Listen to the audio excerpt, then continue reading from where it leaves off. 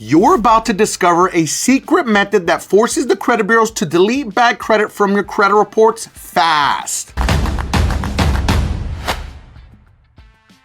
I want you to understand this isn't theory, this isn't fluff, this is the same method used by thousands of Americans to legally erase late payments, charge-offs, collections, and even bankruptcies. And here's the kicker. The credit bureaus hate that people know this exists. So pay close attention, because if you mess up even one step, it won't work. Right now, over 68 million Americans are struggling with bad credit. That means high interest rates, denied loans, and lost opportunities. But this video, it could be your ticket out. Because imagine getting approved instead of rejected. Imagine keeping hundreds or even thousands more dollars in your pocket. This trick isn't just a loophole, it's financial freedom. I'm gonna break this down into 4 very important steps that you do not want to miss, and I'm also gonna throw a bonus in there, so make sure that you pay attention to that one especially. And you better smash that like button, because I'm giving you the sauce for free. Now, jumping into step number 1, understand how the credit bureaus really work.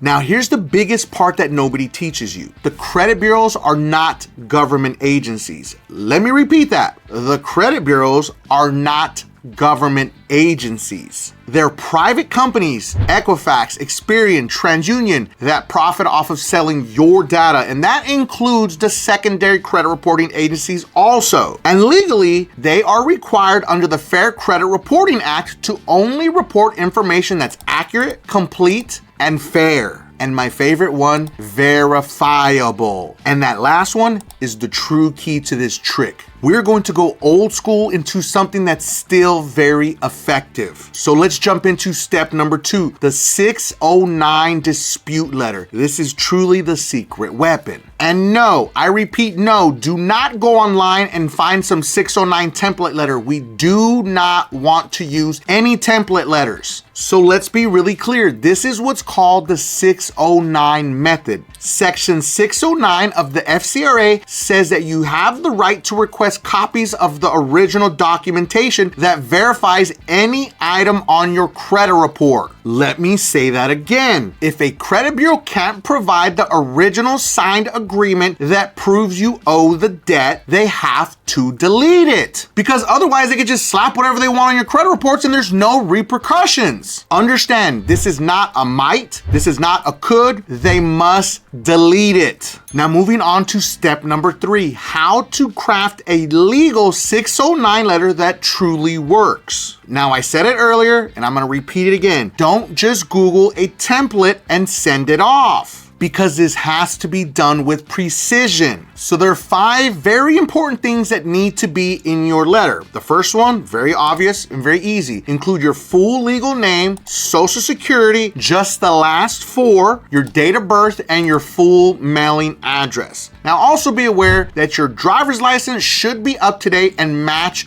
the actual address that you put on your letter. Number 2, you want to be crystal clear and state that you are requesting verification under Section 609 of the Fair Credit Billing Act. And number 3, you want to demand original signed copies of any application or agreement. See what we said there? Agreement, because let's be honest, there's usually not a contract for an actual credit card or some specific loans. It's just an agreement that's signed online. Even if you just check the box and you hit complete, they have to show that record. Number 4, you want to include a copy of your government issued ID and a utility bill. Now, a utility bill can be anything from your actual utility, like your gas, your light, your water, or cell phone bill, car registration, car insurance, a pay stub, a bank statement. There can be so many different variations, so don't get stuck on like, oh my God, I don't have a utility bill in my name. It's okay. And the 5th and final one, you want to send it via certified mail with return receipt. Now, here are the biggest mistakes that you need to avoid whenever you are going to dispute. Number 1, don't dispute online because you're going to waive some of your legal rights. I'm talking about don't dispute inside of Experian, Equifax, or TransUnion's portal unless it's only for addresses. But understand, you are still waiving your rights. You damn sure do not want to actually dispute through Credit Karma karma. It's in the fine print that you're going to waive all of your legal rights. Number 2, don't send your dispute letters without proper ID verification. This is very crucial. People say,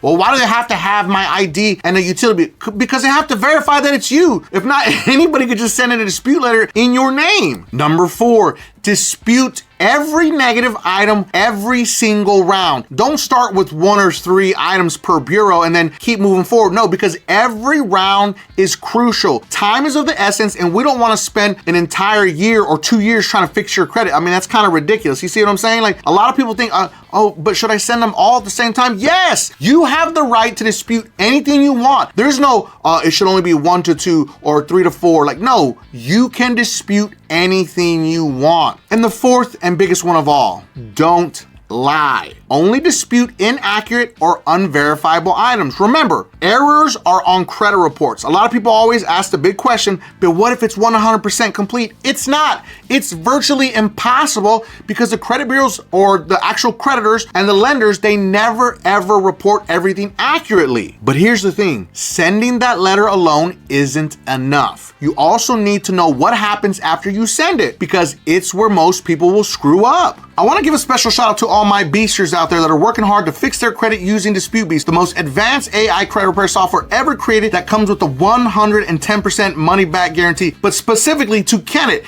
Kenneth's credit score went up 282 points after just 1 round with DisputeBeast. And Arthur's credit score went up 670 points after just 2 rounds with DisputeBeast. But let's not forget Destiny.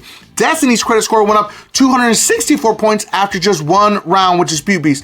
DisputeBeast's link is going to be in the video description and pinned at the top of the comments for anyone that needs to fix their credit. So moving on to step number 4, what to expect after sending your 609 letter. The bureaus have 30 to 45 days from the date they receive your dispute to respond. Yes, up to 45 days. If they can't verify the debt with legitimate documentation, they have to remove it. So here's what you do. Track the letters using USPS tracking. Make sure to save the green return receipt and make a copy of it also, just in case. And this is the biggest one that people don't do. Screenshot your current credit report before and after you sent your letters. And the final one, recheck all 3 credit bureaus on day 31 to 45 at max. And listen, do not freeze the secondary credit reporting agencies. You also need to get your credit reports from them and dispute with them. I am referring to LexisNexis, LCI, Innovis,